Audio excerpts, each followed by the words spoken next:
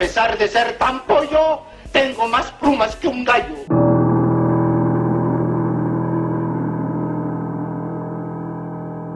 Y sobre todo, tengo ganas de hacer justicia y darle al pueblo lo que el pueblo necesita.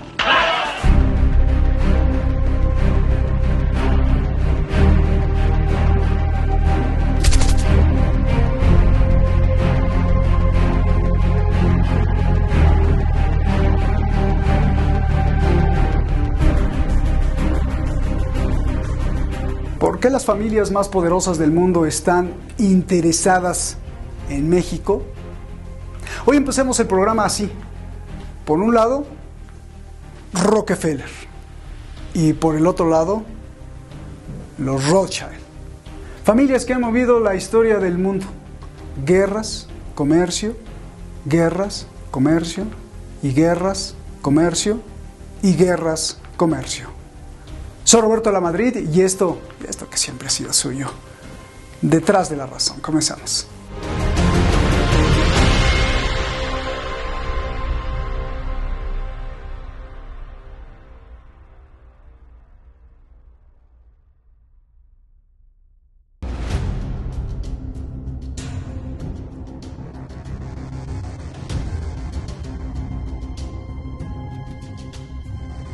The Economist, la revista con influencia para dictar las economías, que certifica qué país, qué gobierno y qué finanzas son las que valen en el mundo.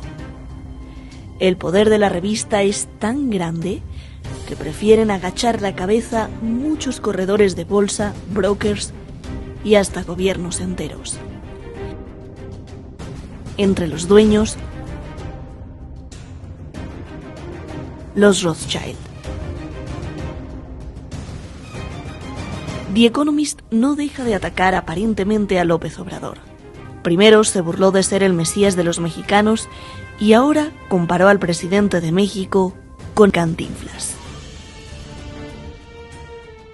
Por el lado Rockefeller tenemos al alfil o torre de López Obrador en la Ciudad de México, Claudia Sheinbaum, quien fuera becaria de la Fundación Rockefeller, hija de dos emigraciones judías, sefardí de Bulgaria y askenazi de Lituania. Por el lado paterno, los Sheinbaum ayudaron a consolidar al Partido Comunista de México por ahí de la década de los 30. Muchísimas gracias al equipo de Detrás de la Razón. Muchísimas gracias. ¿A quién? Pues a usted, el principal, el número uno. Ya somos decenas de miles, otra vez. Recuerda nuestros canales a través de 8 años y medio con millones de seguidores que pues YouTube honorablemente nos los ha quitado, reconociendo el esfuerzo y la labor de la crítica y del pensamiento crítico, y hace 2 meses nos los volvieron a quitar. Ya llevábamos cientos de miles de seguidores otra vez y otra vez empezamos de cero y otra vez ya tenemos ahí ya decenas de miles de seguidores. Muchísimas gracias, gracias a usted por estar siempre defendiendo este espacio de libertad ya en casi 9 años de Detrás de la Razón. Hoy tenemos un gran programa y tenemos a 2 maestros, a 2 analistas, a 2 intelectuales y a 2 profundos investigadores que están comprometidos sin duda desde su trinchera. Iván Uranga, te agradezco muchísimo por estar aquí. Muchísimas gracias, Iván. La otra vez un gran éxito. Gracias, Iván. Y usted también conoce muy bien al maestro y académico Jorge Santa Cruz. Muchísimas gracias, Jorge. Gracias a los 2 por estar aquí. No sabía por quién empezar, pero Jorge, quiero que empieces aventando las cartas. ¿En dónde está el destino de México? ¿Parado en dónde? ¿Atrapado para el futuro? ¿En dónde? Y te pregunto, ¿y qué tiene que ver el capital judío sionista con México? Esa sería la primera pregunta para que empieces a aventarnos la baraja, por favor. Muchas gracias, muy querido Roberto. Saludos a Iván, a todo el equipo y por supuesto a la audiencia que es numerosísima. ¿Por qué México es importante para el sionismo internacional? Por varias razones. Una de ellas tiene que ver con el aspecto metafísico, con el aspecto religioso, que simplemente lo habré de mencionar. México es o era, ya no sé, una nación de profundas raíces religiosas católicas que son contrarias a la postura y a la ideología del destino manifiesto, a la ideología de la doctrina Monroe, a la ideología de que allá en Estados Unidos de América hay una raza elegida. Por el otro lado, y aquí y tocaré directamente el punto, en este momento México importa mucho en el aspecto, sobre todo, de las futuras energías. Se mencionaba hace algunos momentos a la Fundación Rockefeller. La Fundación Rockefeller, en efecto, patrocinó estudios especializados de la actual jefa de gobierno de la Ciudad de México, Claudia Sheinbaum. Ella, que el día 1 de julio pasado, estamos viendo la imagen, fue recibida en un festejo de Morena por los 3 años del triunfo electoral de López Obrador con gritos de presidenta, presidenta. Claudia Sheinbaum comenzó el mandato de López Obrador jugando 2 cartas, la de Rockefeller y la de Soros. Y en este momento, tanto Rockefeller como Soros la tienen como operadora importante, y voy a decir por qué. Porque estamos en la era de las nuevas energías limpias. Tengo por ahí un dato en el sentido de que, si tú me lo permites, el 7 de octubre de 2020, es que me proveí de algunas notas. Todas las que quieras. Gracias. El 7 de octubre de 2020, una empresa dedicada a las energías limpias que se llama Next Era Energy, que traducido al español es la energía de la próxima era, superó el valor de ExxonMobil, que es la petrolera de los Rockefeller. La Next Era Energy superó el valor de ExxonMobil por una razón fundamental, que ExxonMobil estaba anclada en las energías fósiles tradicionales contaminantes.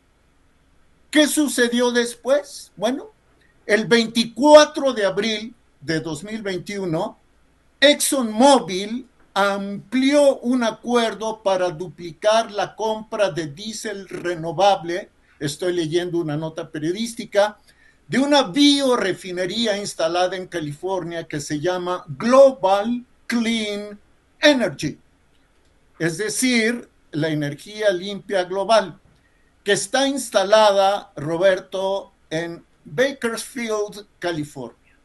Duplicó la compra de diésel renovable.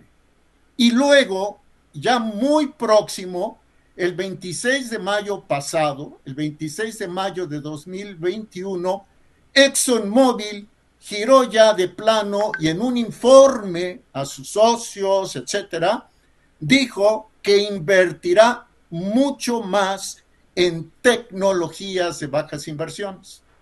¿A qué quiero llegar? A que si Claudia Sheinbaum queda como jefa de gobierno, actual jefa de gobierno de la Ciudad de México, queda como presidenta de la República, entonces se favorecerá la operación de energías limpias que van a beneficiar no solo a ExxonMobil, sino pues al cártel de las energías limpias en el mundo. Ya lo mencionaré después. Creo que me he alargado mucho, pero para juicio de un servidor, eso es lo que está sucediendo con él.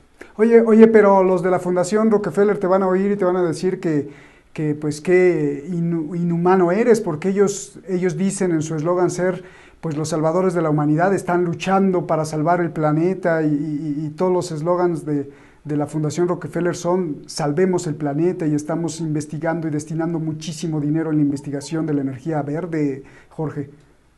Sí, claro, pero ese es solamente un discurso. ¿Qué hay en el fondo del discurso que asusta sobre el cambio climático? Un cambio del cual no dudo se esté produciendo. No dudo que el planeta esté en crisis, pero ha estado en crisis, entró en crisis por precisamente las operaciones antinaturales de las grandes corporaciones como la ExxonMobil, como la British Petroleum, como la Chevron, como la Total, etcétera, ¿no? Por mencionar algunas. Pero ¿qué hay detrás del discurso de que hay que salvar al planeta?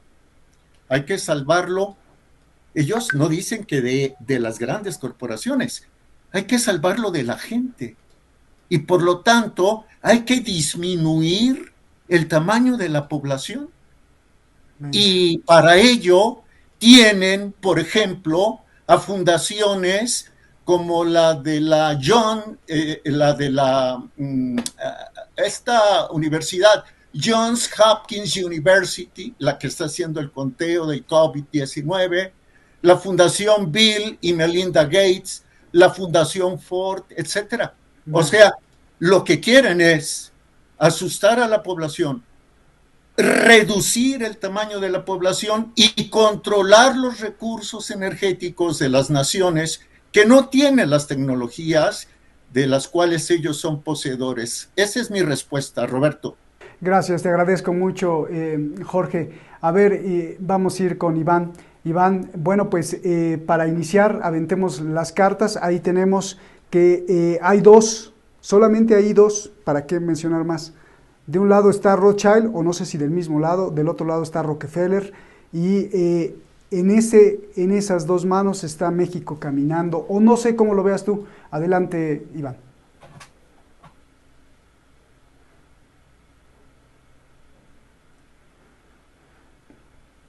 Iván, ¿me escuchas?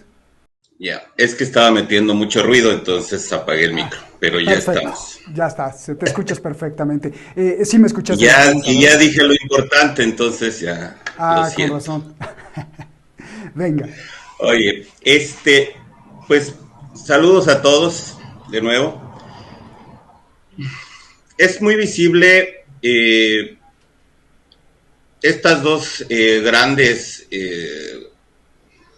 agrupaciones económicas en el mundo peleándose, pues no solo México, ¿no? O sea, peleándose el mundo en términos económicos.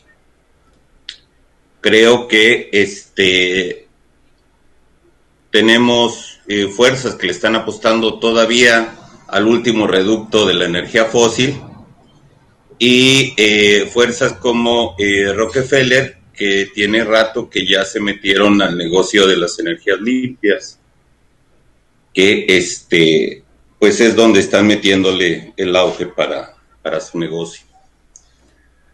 Tienen el interés en México como tienen el interés en el mundo. En cada uno de los países del mundo, pues ellos están metidos y quieren dominar y controlar la economía del planeta.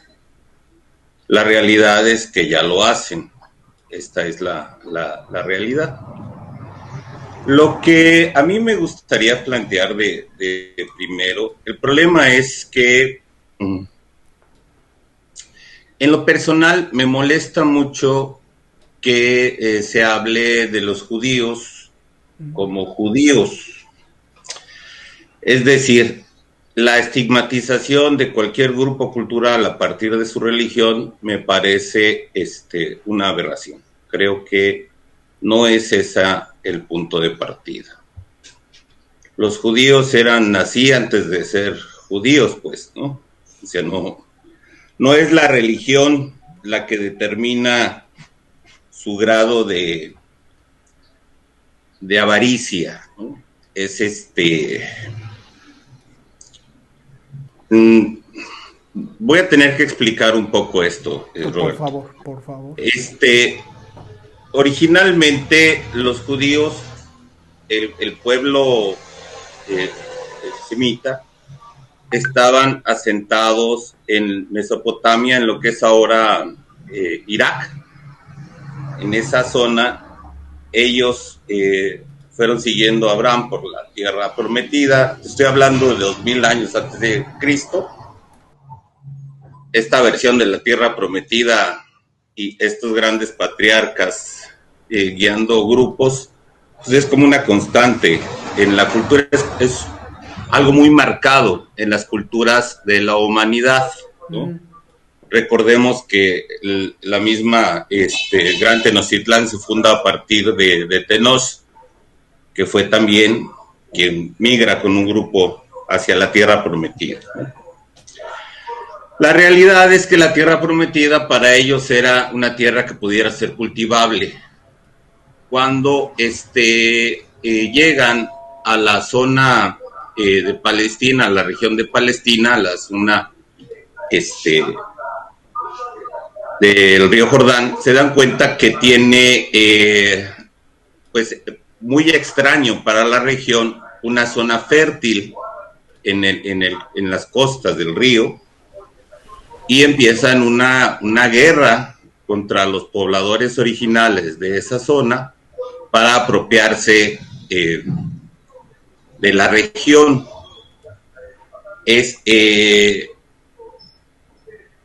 Ellos dominan a los pobladores de esa región. De hecho, fueron nombrados. Hebreo significa más allá del Éufrates. El nombre de hebreo les fue dado por los originales de la zona de lo que hoy es la región de Palestina. Uh-huh.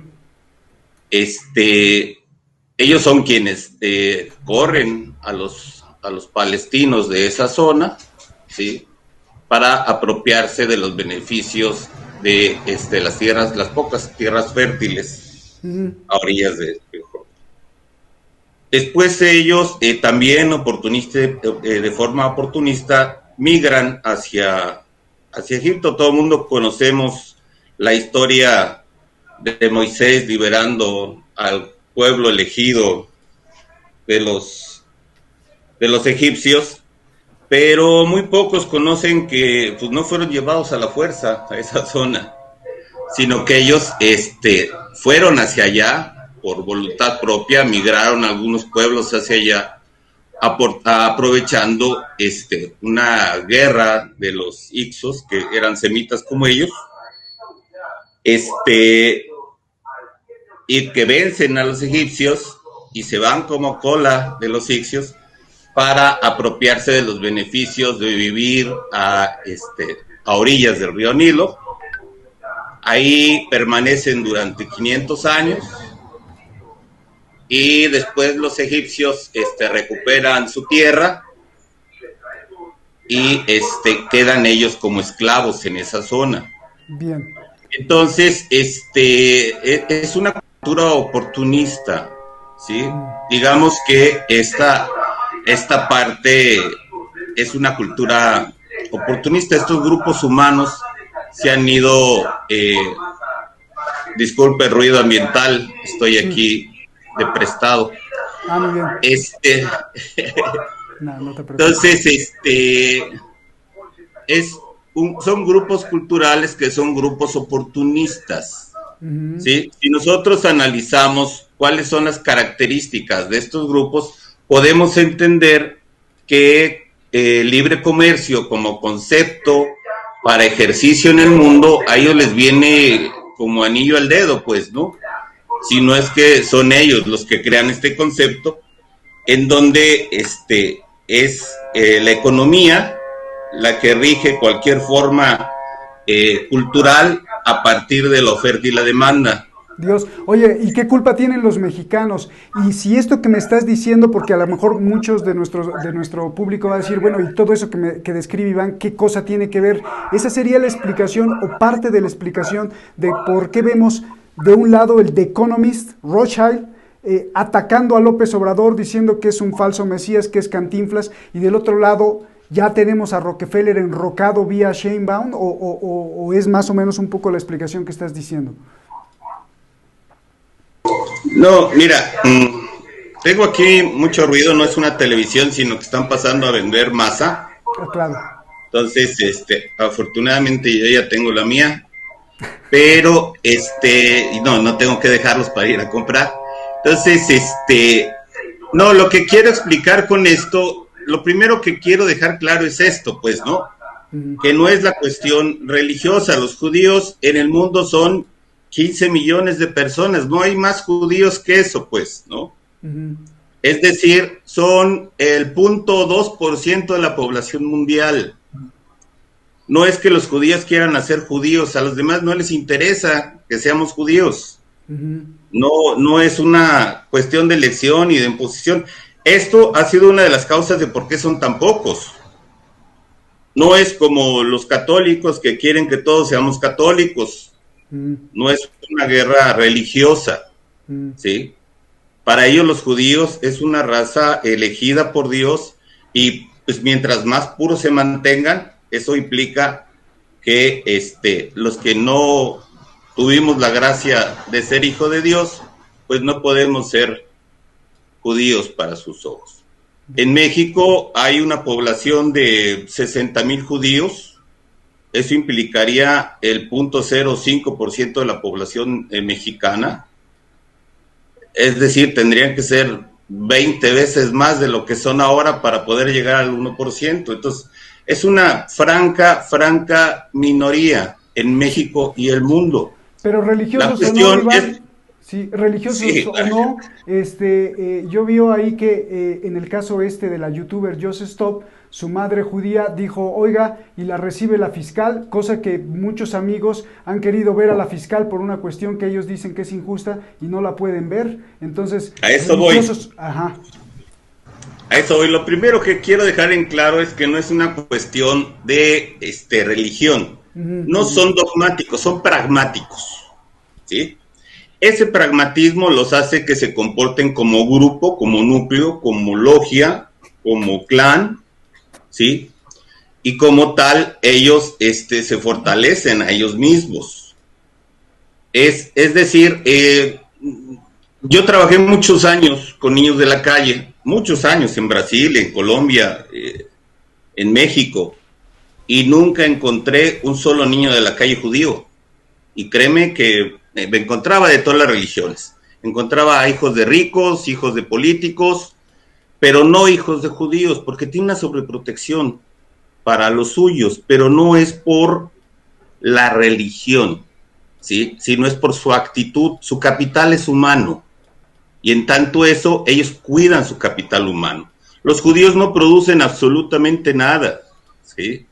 O sea, quienes producen la tierra somos nosotros. La riqueza real del planeta es lo que se le puede sacar a la tierra. Y esa la producimos nosotros y las aprovechan ellos, ¿sí? La máxima economía en Israel en este momento es la guerra. Ellos viven de la guerra, ¿no? Ve el famoso Pegasus que salió en este momento, cuánto está dejando a la economía israelita, ¿sí? Que por cierto, en mi artículo de hoy es que uno de los socios de Pegasus es John Van Bennett, que es el padre del actual primer ministro de Israel, es uno de los socios de Pegasus, ¿sí? Ellos tienen una empresa que se llama Francisco Partners, porque él es migrante original de San Francisco. Él llega en los años 60 a Israel, es un estadounidense que su hijo, que aparte el hijo es un desgraciado, es una persona que se dice de derecha abiertamente, el actual primer ministro de Israel, y que cuenta las matanzas, las masacres y las torturas que ha hecho, pues no se jacta de esto. Entonces, para ellos la economía de guerra es fundamental. Digamos que esta es su forma de vivir, ha sido su forma de ser. No por nada culturalmente han sido rechazados por todas las demás culturas en el mundo, Esto es una realidad, o sea, no solo los egipcios, ¿no? O sea, no solo los árabes, ¿sí? Sino ve lo que sucedió durante la Segunda Guerra Mundial, bueno, desde la Primera Guerra Mundial, ¿no? Entonces, ellos son una población mínima y son tan significativos que nos tienen hablando de ellos, ¿no? O sea, que en este momento nos ocupa el estar platicando de qué es lo que hacen y cómo lo hacen, ¿sí? Yo conozco personalmente a Claudia Sheinbaum, es compañera mía en la universidad, fuimos compañeros de lucha brazo a brazo, codo a codo, ¿no? La conozco bien, es una buena persona, y créeme que no es ortodoxa para nada, pues no tiene de judía lo mismo que Slim, ¿no? Slim es más católico que el Papa, pues. Entonces, no es una cuestión religiosa, es una cuestión cultural, sí, es una cuestión de comportamiento a partir de intereses, y ellos invierten en función de sus propios intereses como una logia, ellos se mueven así. Entonces, el interés que tienen, efectivamente, como dice Jorge, pues les interesa mucho. Nosotros tenemos la mayor fuente de energía solar en el mundo, está en el desierto de Sonora, ¿sí? Nada más para que te des una idea. Y uno de los yacimientos más importantes de litio del mundo también está en México. Entonces, somos de sumo interés, ¿no? De sumo interés, mientras no quieran declarar la tierra prometida ahora en el desierto de Sonora, sí, cualquier cosa. Mira, el problema es que es ridículo su posición con respecto a los palestinos, ¿sí? Ellos llegaron a desalojar ahí a los palestinos, ellos se fueron de esa región por voluntad, ¿sí? Y luego regresan por la tierra prometida y le hacen la guerra a un pueblo que está ahí miles de años de antes que ellos, pues, ¿no? Hablan mal de los árabes cuando ese idioma se hablaba ahí, pues, ¿no? Entonces ellos tienen más que ver con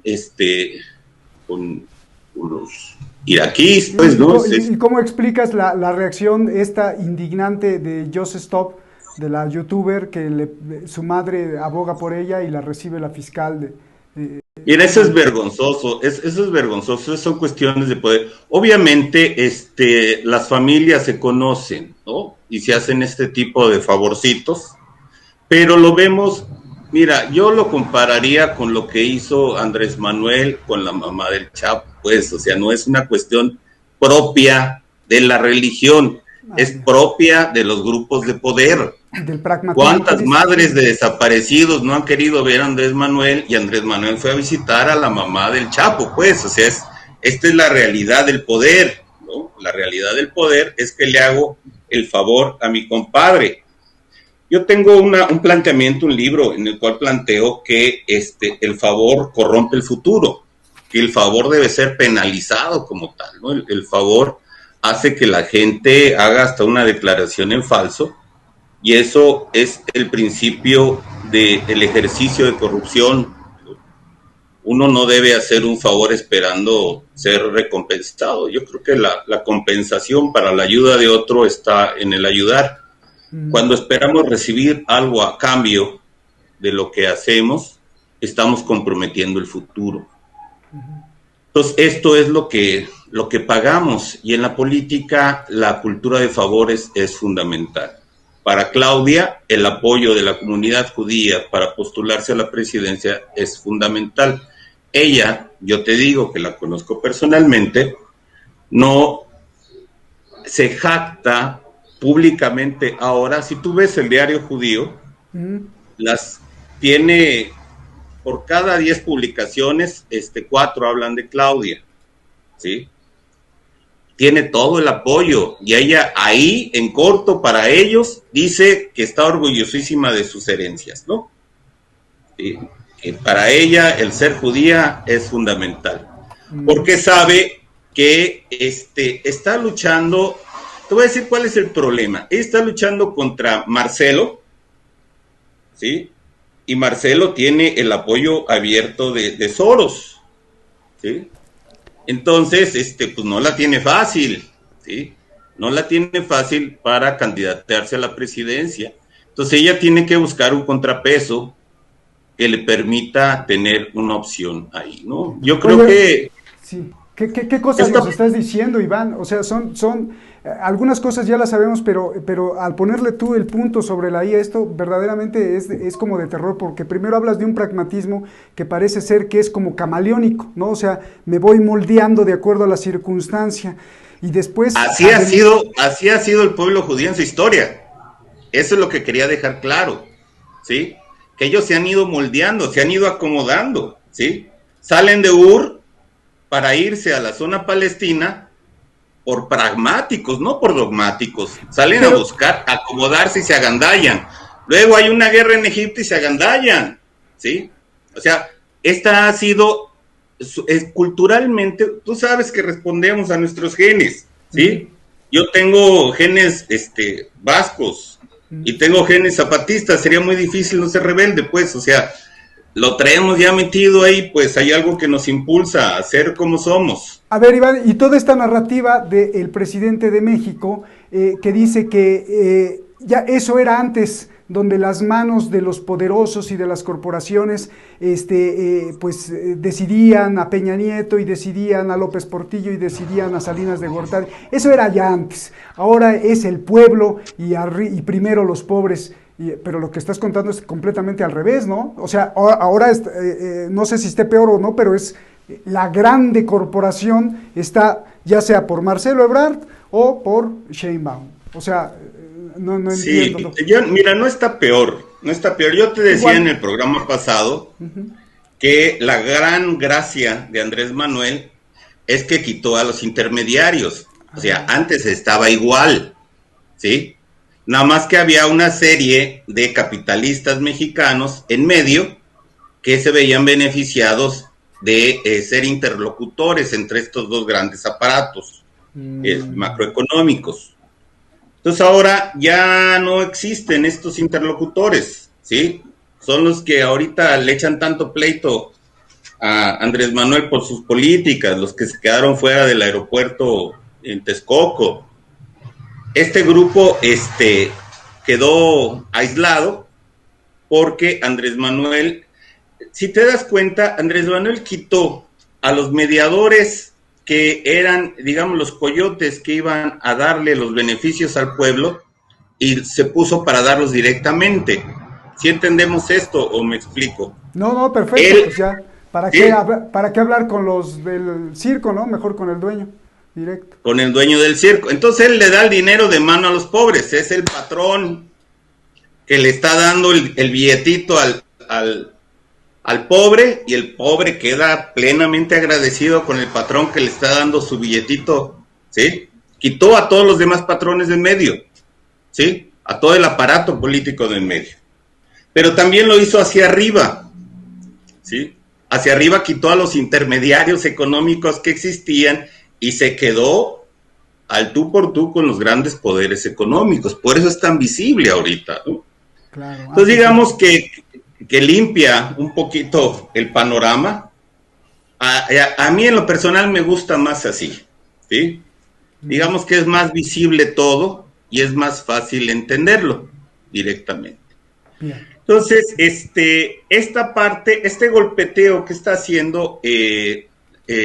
por ejemplo, lo que están haciendo en The Economist, que están publicando permanentemente contra Andrés Manuel, que por cierto también hay que hacer un análisis de por qué nos enteramos, por qué el pueblo de México se entera de que un semanario inglés está publicando contra Andrés Manuel. Se entera por Andrés Manuel, ¿sí? ¿Quién lee The Economist? ¿Quién está al pendiente? ¿Qué dicen o qué no dicen? ¿Sí? Voy a empezar con música.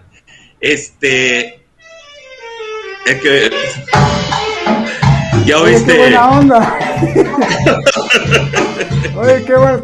Yo creo que te la mandaron para callarte. Va a ser difícil que me logre dar a entender Entonces yo creo que le damos la palabra a Jorge. A Jorge, por favor. Mientras hablo con los amigos músicos a ver qué hacemos, ¿no? Bien. Venga, Jorge, pues ya escuchamos.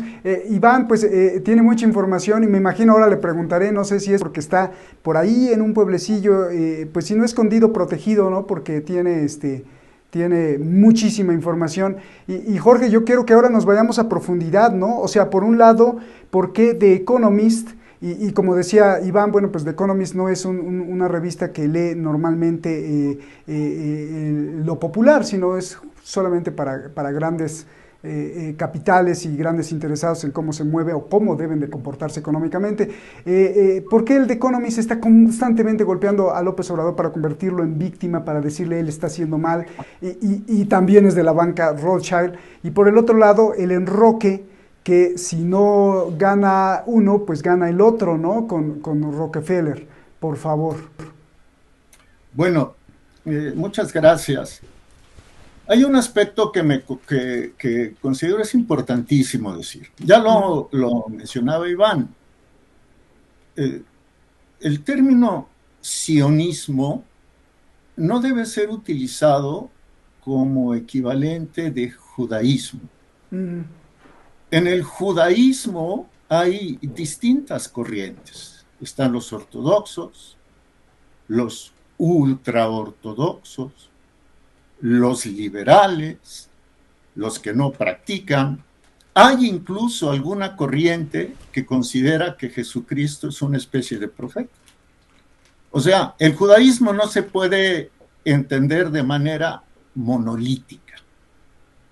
Ahora, el sionismo es un movimiento que tiene un núcleo muy reducido que sostiene tesis o que sostiene planteamientos que no son en lo absoluto novedosos. No sé cómo estemos de tiempo. Todo. Esto es un programa que de verdad los mexicanos y los latinoamericanos y los hermanos españoles y todos los que puedan verlo, pues lo tienen que ver. Así que todo lo que quieras explicar, Jorge, por favor, yo te lo suplico. Muchas gracias, Roberto. Ya Iván hizo un planteamiento previo, ¿no? Desde Egipto, pasando por Mesopotamia hasta Canaán. Ahora, yo me voy a situar, perdón por hablar en primera persona, me voy a situar en Palestina en tiempos de Jesús. En tiempos de Jesús había dos partidos importantes.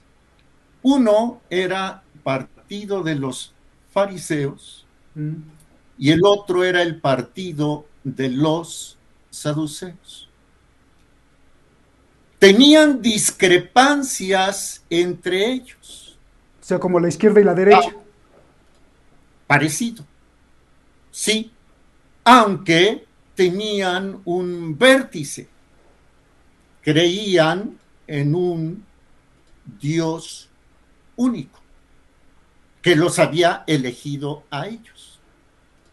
A ver, los fariseos se sentían superiores a los demás porque eran los doctores de la ley, porque eran los que conocían la ley, y eso les daba un estatus de superioridad. Eran los fariseos y los otros. Para los fariseos, los otros eran sinónimo de pecado. Y entonces los fariseos eran ultranacionalistas.